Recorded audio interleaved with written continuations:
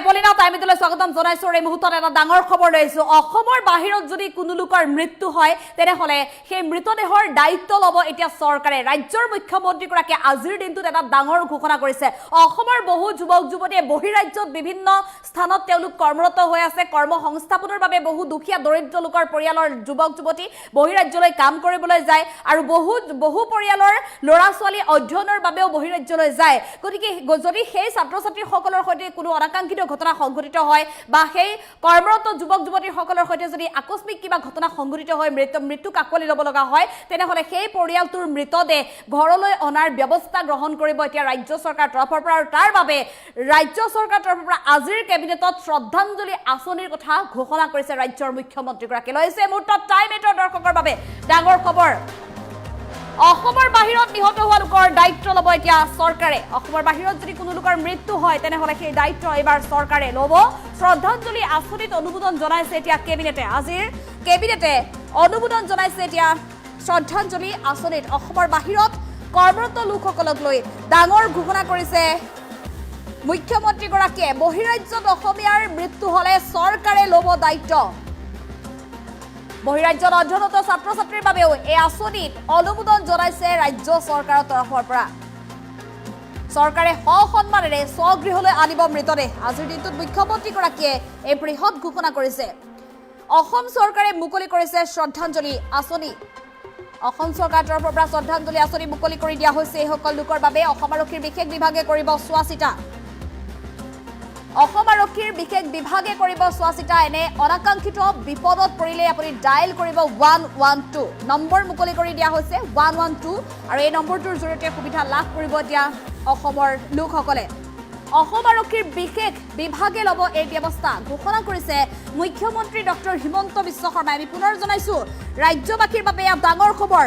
অসমৰ বিভিন্ন গাঁওসমূহৰ পৰা যথেষ্ট যুৱক যুৱতী বহিৰাজ্যৰ বিভিন্ন কোম্পানীসমূহত কৰ্মৰত হৈ আছে বা বিভিন্ন বিভাগসমূহত তেওঁলোক কৰ্মৰত হৈ আছে আৰু সমান্তৰালভাৱে বহু ছাত্ৰ ছাত্ৰীও বহিৰাজ্যত তেওঁলোকে পঢ়িবলৈ যায়। উচ্চ শিক্ষাৰ সপোন লৈ তেওঁলোকে বাহিৰত পঢ়িবলৈ যায়। কিন্তু বহু ক্ষেত্ৰত দেখিবলৈ পোৱা যায় একাংশ দুখীয়া দৰিদ্ৰ লোকৰ পৰিয়ালে যিসকলৰ ঘৰখনৰ আচলতে এজন যুৱক যুৱতীৰ বাবে বা যুৱক যুৱতীৰ ওপৰতে বা ঘৰখনৰ ল'ৰাটো বা মূল ব্যক্তিজনৰ ওপৰতে তেওঁলোকৰ পৰিয়ালটোৰ ভৰণ পোষণৰ দায়িত্ব আহি পৰে। কিন্তু সেই পৰিয়ালটোৰ মূল উপাৰ্জনকাৰীগৰাকী বহিৰাজ্যত কৰ্মৰত থাকে আৰু বহু সময়ত ৰাজ্যত এনেধৰণৰ বহু অনাকাংক্ষিত ঘটনা সংঘটিত হৈ আহিছে আৰু যাৰ বাবে অৱশেষত পৰিয়ালে হাহাকাৰ কৰিবলগীয়া হয়। বহিৰাজ্যত কৰ্মৰত ল'ৰাটোৰ বা বহিৰাজ্যত কৰ্মৰত ব্যক্তিগৰাকীৰ মৃতদেহ ঘৰলৈ আনিব নোৱাৰা পৰিস্থিতিৰ সৃষ্টি হয়। তেনে অৱস্থাত মুখ্যমন্ত্ৰীক সহায় ভিক্ষা বিচাৰে বা ৰাজ্য চৰকাৰৰ সহায় বিচাৰে। গতিকে এতিয়াৰে পৰা কোনো চিন্তা কৰিব নালাগে। বহিৰাজ্যত যদি আকস্মিকভাৱে মৃত্যুক আঁকোৱালি ল'ব লগা হয় কৰ্মৰত লোকসকলে বা অধ্যয়নৰত ছাত্ৰ ছাত্ৰীয়ে তেনেহলে পৰিয়ালৰ লোকে ডায়েল কৰিব পাৰিব 112 নম্বৰত। ৰাজ্য চৰকাৰে এবাৰ দায়িত্ব গ্ৰহণ কৰিছে। বহিৰাজ্যত যিসকল লোক কৰ্মৰত আছে তেওঁলোকৰ বাবে দায়িত্ব গ্ৰহণ কৰিছে। বহিৰাজ্যত যিসকল ছাত্ৰ ছাত্ৰী অধ্যয়নৰত আছে তেওঁলোকৰ বাবে এতিয়া দায়িত্ব গ্ৰহণ কৰিছে মুখ্যমন্ত্ৰীগৰাকীয়ে। ইতিমধ্যে এই সন্দৰ্ভত জনাইছে অসমৰ বাহিৰত নিহত লোকৰ দায়িত্ব ল'ব এতিয়া চৰকাৰে। শ্ৰদ্ধাঞ্জলি আঁচনিত অনুমোদন জনাইছে এতিয়া ৰাজ্যিক কেবিনেটে। আজিৰ দিনটোৰ কেবিনেটৰ কেইবাটাও গুৰুত্বপূৰ্ণ সিদ্ধান্তৰ সমান্তৰালভাৱে এই সিদ্ধান্তটো আটাইতকৈ গুৰুত্বপূৰ্ণ। বহিৰাজ্যত কৰ্মৰত যুৱক যুৱতী অথবা বহিৰাজ্যত অধ্যয়নৰত ছাত্ৰ ছাত্ৰীৰ সৈতে যদি কোনো আকস্মিক ঘটনা সংঘটিত হয় শোকাবহ ঘটনা সংঘটিত হয় যদি আকস্মিকভাৱে মৃত্যুক আঁকোৱালি ল'ব লগা হয় তেনেহলে সেই ব্যক্তিগৰাকীৰ বা সেই ছাত্ৰ ছাত্ৰীগৰাকীৰ দায়িত্ব ল'ব অসম চৰকাৰে। অসম আৰক্ষীৰ বিশেষ বিভাগে সসন্মানেৰে ঘৰলৈ মৃতদেহ অনাৰ ব্যৱস্থা গ্ৰহণ কৰা হ'ব। শ্ৰদ্ধাঞ্জলি আঁচনিৰ জৰিয়তে এই সুবিধা লাভ কৰিব। তেওঁলোকে ব্যক্তিগত ধন নাথাকে, দুখীয়া দৰিদ্ৰ লোকসকলৰ হাতত যিহেতু ধন নাথাকে গতিকে চৰকাৰী খৰচেৰে মৃতদেহ ঘৰলৈ অনাৰ ব্যৱস্থা কৰিব শ্ৰদ্ধাঞ্জলি আঁচনিৰ জৰিয়তে ৰাজ্য চৰকাৰে। মুখ্যমন্ত্ৰী ডক্টৰ হিমন্ত বিশ্ব শৰ্মাৰ মন্তব্য আছে এই সন্দৰ্ভত আমি মন্তব্য আগবঢ়াবলৈ চেষ্টা কৰিম। ডেকা ল'ৰা আৰু ছাত্ৰ ছাত্ৰী বিশেষকৈ অসমৰ বাহিৰত যদি তেওঁলোকৰ মৃত্যু হয় তেওঁলোকৰ শৱদেহ সন্মান সহকাৰে আমি অসমলৈ উভতাই আনিম। আজি ৰাজ্য চৰকাৰৰ কেবিনেটে শ্ৰদ্ধাঞ্জলি নামে এখন আঁচনিৰ অনুমোদন জনায়। এই আঁচনিখনৰ দ্বাৰা অসমৰ বাহিৰত কাম কৰিবলৈ যোৱা যুৱক যুৱতী অথবা ছাত্ৰ ছাত্ৰীসকলৰ মৃত্যু হ'লে তেওঁলোকৰ মৃতদেহ সন্মান সহকাৰে ৰাজ্য চৰকাৰৰ খৰচত উভতাই লৈ অহা হ'ব। অৱশ্যে হস্পিটালত ট্ৰিটমেণ্টৰ কাৰণে যি ট্ৰিটমেণ্ট কৰিব যায় তেনেকুৱা ধৰণে ৰোগীৰ মৃত্যু হ'লে এই আঁচনিখনৰ সুবিধা নাপাব। এই আঁচনিখন অসম আৰক্ষীৰ স্পেচিয়েল ব্ৰাঞ্চে চোৱা চিতা কৰিব।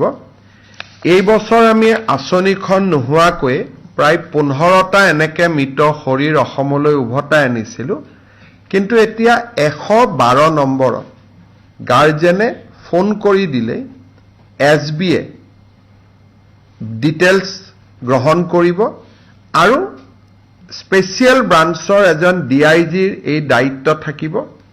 তেওঁ মৃতদেহটো সন্মান সহকাৰে উভতাই লৈ অহাৰ বাবে কাম কৰিব। এই শ্ৰদ্ধাঞ্জলি নামৰ আঁচনিখন যিখন আমি অসম চৰকাৰৰ এই বছৰৰ বাজেটত আমি উল্লেখ কৰিছিলোঁ, তাক আজি কেবিনেটে অনুমোদন জনায়। ডেকা ল'ৰা আৰু ছাত্ৰ ছাত্ৰী, বিশেষকৈ অসমৰ বাহিৰত যদি তেওঁলোকৰ মৃত্যু হয় তেওঁলোকৰ শৱদেহ সন্মান সহকাৰে আমি অসমলৈ উভতাই আনিম। আজি ৰাজ্য চৰকাৰৰ কেবিনেটে শ্ৰদ্ধাঞ্জলি নামে এখন আঁচনিৰ অনুমোদন জনায়। এই আঁচনিখনৰ দ্বাৰা অসমৰ বাহিৰত কাম কৰিবলৈ যোৱা যুৱক যুৱতী অথবা ছাত্ৰ ছাত্ৰীসকলৰ মৃত্যু হ'লে তেওঁলোকৰ মৃতদেহ সন্মান সহকাৰে ৰাজ্য চৰকাৰৰ খৰচত উভতাই লৈ অহা হ'ব। অৱশ্যে হস্পিটালত ট্ৰিটমেণ্টৰ কাৰণে যি ট্ৰিটমেণ্ট কৰিব যায় তেনেকুৱা ধৰণে ৰোগীৰ মৃত্যু হ'লে এই আঁচনিখনৰ সুবিধা নাপাব। এই আঁচনিখন অসম আৰক্ষীৰ স্পেচিয়েল ব্ৰাঞ্চে চোৱা চিতা কৰিব। এই বছৰ আমি আঁচনিখন নোহোৱাকৈ প্ৰায় 15টা এনেকৈ মৃত শৰীৰ অসমলৈ উভতাই আনিছিলোঁ, কিন্তু এতিয়া 112 নম্বৰত গাৰ্জেনে ফোন কৰি দিলেই SBয়ে ডিটেইলছ গ্ৰহণ কৰিব আৰু স্পেচিয়েল ব্ৰাঞ্চৰ এজন DIGৰ এই দায়িত্ব থাকিব। তেওঁ মৃতদেহটো সন্মান সহকাৰে উভতাই লৈ অহাৰ বাবে কাম কৰিব। এই শ্ৰদ্ধাঞ্জলি নামৰ আঁচনিখন যিখন আমি অসম চৰকাৰৰ এই বছৰৰ বাজেটত আমি উল্লেখ কৰিছিলোঁ, তাক আজি কেবিনেটে অনুমোদন জনায়। ডেকা ল'ৰা আৰু ছাত্ৰ ছাত্ৰী, বিশেষকৈ অসমৰ বাহিৰত যদি তেওঁলোকৰ মৃত্যু হয় তেওঁলোকৰ শৱদেহ সন্মান সহকাৰে আমি অসমলৈ উভতাই আনিম। আজি ৰাজ্য চৰকাৰৰ কেবিনেটে শ্ৰদ্ধাঞ্জলি নামে এখন আঁচনিৰ অনুমোদন জনায়। এই আঁচনিখনৰ দ্বাৰা অসমৰ বাহিৰত কাম কৰিবলৈ যোৱা যুৱক যুৱতী অথবা ছাত্ৰ ছাত্ৰীসকলৰ মৃত্যু হ'লে তেওঁলোকৰ মৃতদেহ সন্মান সহকাৰে ৰাজ্য চৰকাৰৰ খৰচত উভতাই লৈ অহা হ'ব। অৱশ্যে হস্পিটালত ট্ৰিটমেণ্টৰ কাৰণে যি ট্ৰিটমেণ্ট কৰিব যায় তেনেকুৱা ধৰণে ৰোগীৰ মৃত্যু হ'লে এই আঁচনিখনৰ সুবিধা নাপাব। এই আঁচনিখন অসম আৰক্ষীৰ স্পেচিয়েল ব্ৰাঞ্চে চোৱা চিতা কৰিব। এই বছৰ আমি আঁচনিখন নোহোৱাকৈ প্ৰায় 15টা এনেকৈ মৃত শৰীৰ অসমলৈ উভতাই আনিছিলোঁ, কিন্তু এতিয়া 112 নম্বৰত গাৰ্জেনে ফোন কৰি দিলেই SBয়ে ডিটেইলছ গ্ৰহণ কৰিব আৰু স্পেচিয়েল ব্ৰাঞ্চৰ এজন DIGৰ এই দায়িত্ব থাকিব। তেওঁ মৃতদেহটো সন্মান সহকাৰে উভতাই লৈ অহাৰ বাবে কাম কৰিব। এই শ্ৰদ্ধাঞ্জলি নামৰ আঁচনিখন যিখন আমি অসম চৰকাৰৰ এই বছৰৰ বাজেটত আমি উল্লেখ কৰিছিলোঁ, তাক আজি কেবিনেটে অনুমোদন জনায়। ডেকা ল'ৰা আৰু ছাত্ৰ ছাত্ৰী বিশেষকৈ অসমৰ বাহিৰত যদি তেওঁলোকৰ মৃত্যু হয় তেওঁলোকৰ শৱদেহ সন্মান সহকাৰে আমি অসমলৈ উভতাই আনিম। আজি ৰাজ্য চৰকাৰৰ কেবিনেটে শ্ৰদ্ধাঞ্জলি নামে এখন আঁচনিৰ অনুমোদন জনায়। এই আঁচনিখনৰ দ্বাৰা অসমৰ বাহিৰত কাম কৰিবলৈ যোৱা যুৱক যুৱতী অথবা ছাত্ৰ ছাত্ৰীসকলৰ মৃত্যু হ'লে তেওঁলোকৰ মৃতদেহ সন্মান সহকাৰে ৰাজ্য চৰকাৰৰ খৰচত উভতাই লৈ অহা হ'ব।